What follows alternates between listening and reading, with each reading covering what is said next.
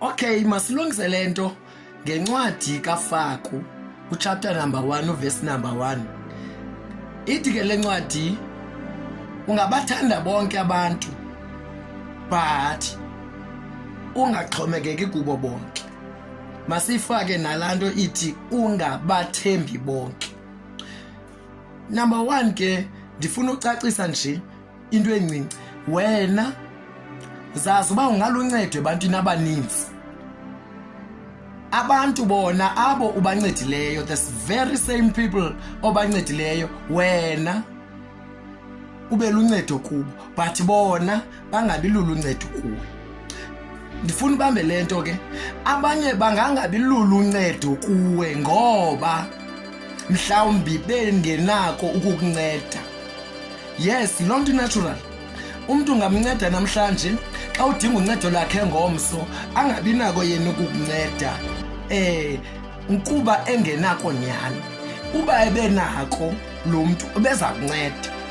Number 2, kunohlobo lwabantu oluncedayo empilweni futhi uyincede ngenhliziyo yakho yonke but xa ngaba wena usengxakini edinga bona uba bakuncede futhi benako ukukunceda, bona bangabi nalo uncedo lwakho.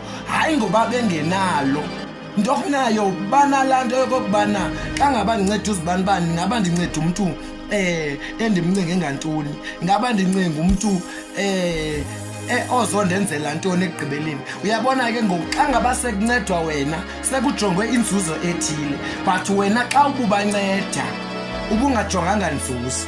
Ufuna uthini ke Faku ngale ncwadi yakho?